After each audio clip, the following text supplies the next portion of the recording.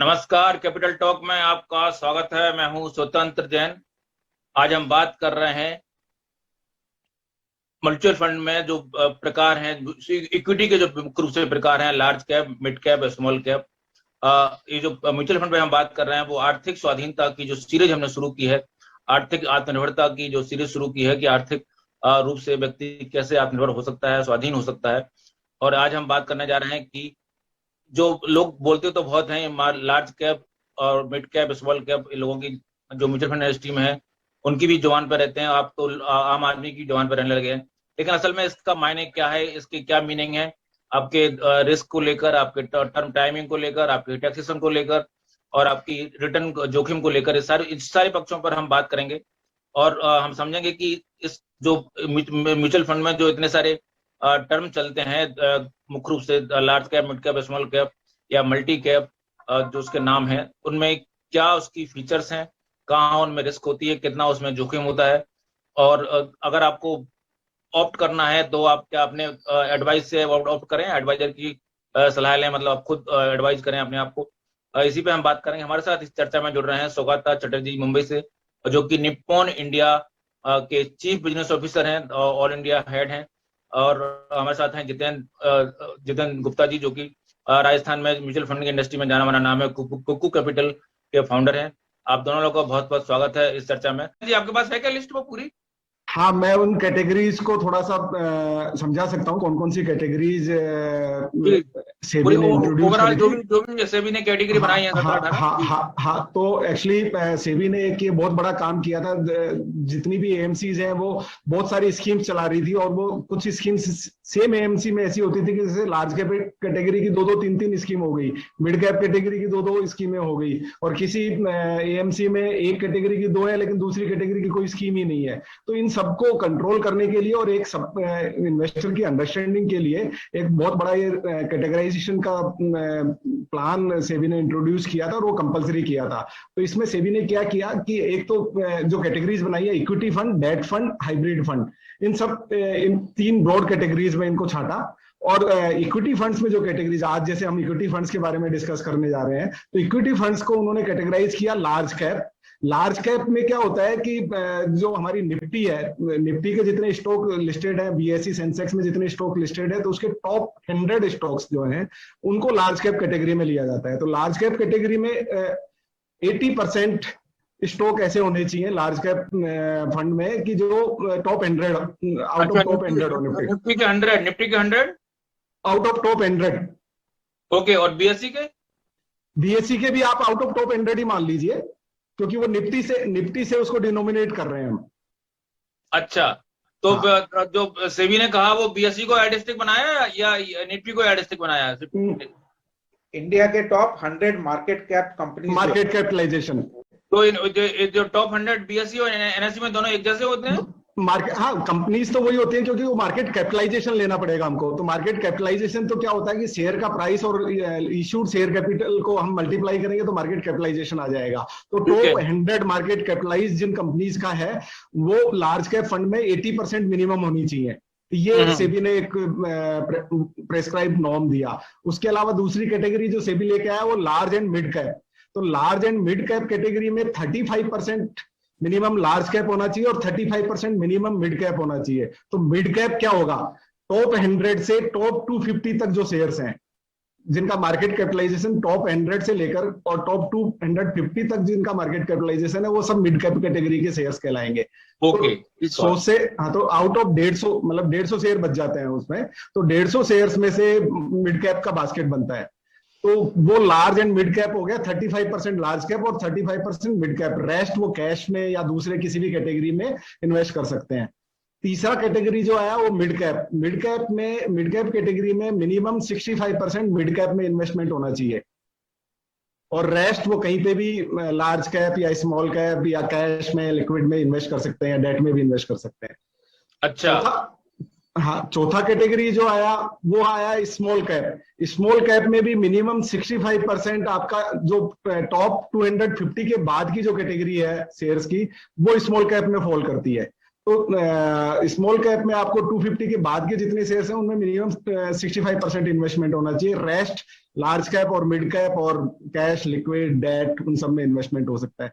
तो ये कैटेगराइजेशन हुआ कैपिटलाइजेशन के हिसाब से। तो ये ब्रॉड चार तो ये स्कीम्स सेबी ने प्रेस्क्राइब करी। उसके अलावा सेबी ने एक मल्टी कैप कैटेगरी दी, एक फ्लेक्सी कैप कैटेगरी दी, फोकस कैटेगरी दी, फोकस, हाँ, एक फोकस्ड इक्विटी कैटेगरी है। तो जी एंड काफी सारे कैटेगरी सेक्टर फंड्स भी है इसमें, जैसे हमारे इंडस्ट्री में काफी सारे सेक्टर फंड्स होते हैं, तो उसका भी एक बकेट हो जाता है। तो वही इक्विटी में आता है, इक्विटी सेक्शन में आएगा वो। यस, हाँ, फोकस भी इक्विटी में आता है, सेक्टरल भी इक्विटी में आता है, और वैल्यू फंड एक अलग कैटेगरी है। वैल्यू फंड भी, हाँ, वो भी इक्विटी में आता है। वैल्यू फंड एक्चुअली उसमें ये होता है कि उसमें फ्यूचरिस्टिक 5 साल 10 साल बाद वैल्यू अगर स्टॉक्स में दिख रही होती है और करंट वैल्यू के हिसाब से बाई बनती है, तो वो वैल्यू फंड में आता है। और ये सारे जो large cap, mid cap, small cap, ये ग्रोथ प्लस वैल्यू का कंपोजिशन होता है। ओके, टैक्स सेवर, फिर अपना टैक्स सेवर कैटेगरी है जहां टैक्स सेविंग, टैक्स सेवर जो टैक्स सेविंग, ओके, वो भी इक्विटी कैटेगरी में आता है। तो टैक्स सेवर में तो एक वो ELSS होगी, वही होगी। हाँ, ELSS होती है, equity linked saving schemes. Okay, ठीक बात। तो जो मैं काउंट कर रहा हूँ उसमें हो गया आपका 4 तो हो गए आपके large cap, large mid cap, large mid cap और मिड स्मॉल कैप, ये तो 4 हो गई। एक आपकी मल्टी कैप हो गई 5, 6 हो गई आपकी फ्लेक्सी कैप, और आपकी 7वीं हो गई आपकी सेक्टरल और थीमेटिक हो गई 7वीं सेक्टरल और थीमेटिक। ओके, हाँ, और एक फोकस्ड हो गई आपकी 8वीं, एक वैल्यू हो गई 9वीं, और एक ELSS हो गई 10वीं। हाँ जी, ओके, और 7 कैटेगरी और होना चाहिए मेरे ख्याल से, अभी 6-7 कैटेगरी और होना। वो डेट फंड्स की कैटेगरी है फिर इसके बाद में। अच्छा, ओके, और हाइब्रिड भी है, हाइब्रिड फंड, हाइब्रिड फंड की कैटेगरी है। डायनामिक एसेट एलोकेशन फंड एक कैटेगरी होता है, फिर आपका इक्विटी हाइब्रिड फंड एक कैटेगरी होता है। सो ऐसे करते करते वो जो लिस्ट आपका it moves towards that number of category. एक बात बिल्कुल। तो इसमें सबके साथ अलग अलग रिस्क हैं, अलग अलग नीड हैं, अलग अलग लोगों की नीड है, अलग अलग टाइम होराइजन को, जोखिम को लेकर बनाए गए हैं। जरूर। तो इसका मतलब किन के लिए कौन सी हैं, किस उद्देश्य से बनाई जाती हैं, और इसकी जरूरत थी कि इतनी सारी कैटेगरी बनाई, क्यों नहीं लिमिटेड कैटेगरी, इंडेक्स कैटेगरी भी होगी मेरे ख्याल से, इंडेक्स कैटेगरी भी अलग से होगी।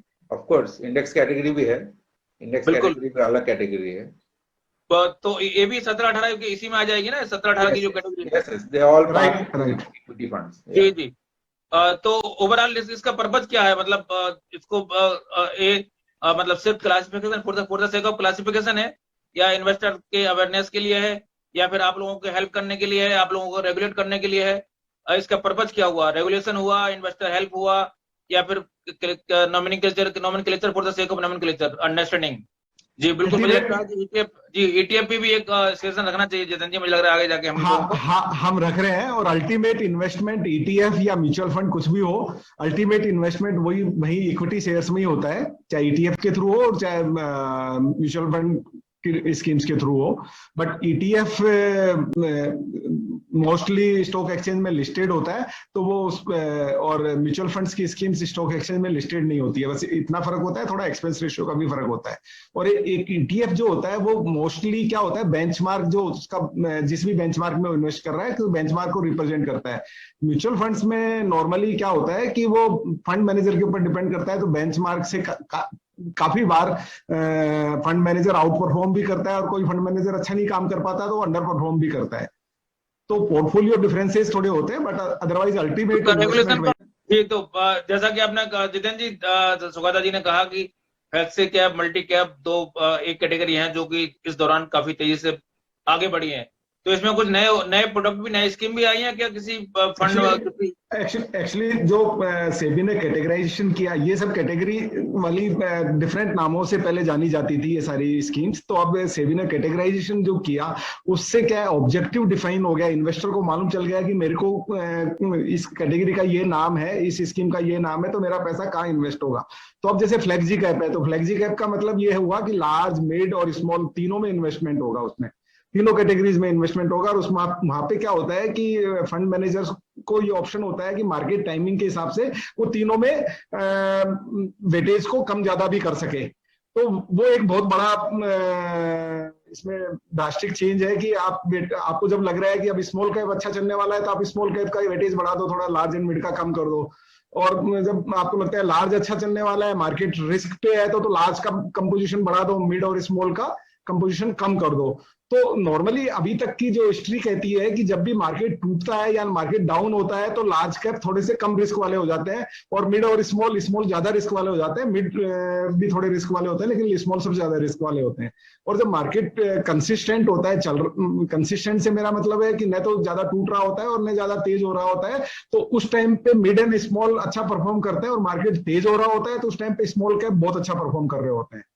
तो अगर किसी को आंख बंद करके इन्वेस्टमेंट करना हो, तो मैं ये कहूंगा कि लार्ज एंड मिड और लार्ज कैप या फ्लेक्सी कैप या मल्टी कैप कैटेगरी में ही इन्वेस्ट करना चाहिए। फिर मिड कैप और स्मॉल कैप सेगमेंट में नहीं जाना चाहिए, अगर उसको आंख बंद करके इन्वेस्टमेंट करना हो तो।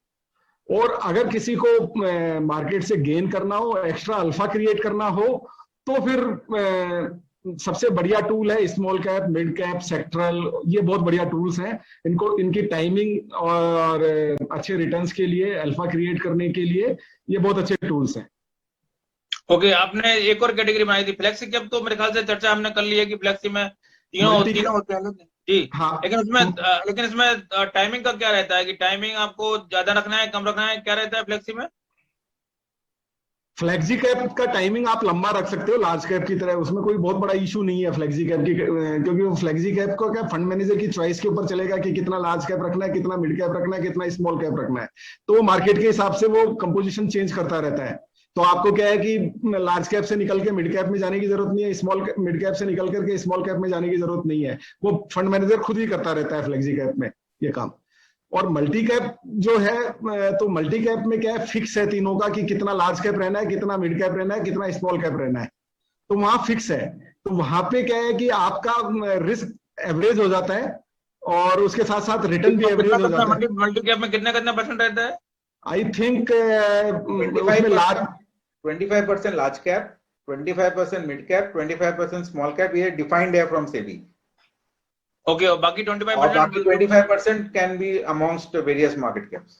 ओके, वो डेट से भी हो सकता है, कहीं से भी हो सकता है, इन तीनों में भी हो सकता है। हाँ, कमोडिटी भी हो सकती है, कमोडिटी भी हो सकता है, कमोडिटी सेक्टर नहीं, कमोडिटी नहीं हो सकता।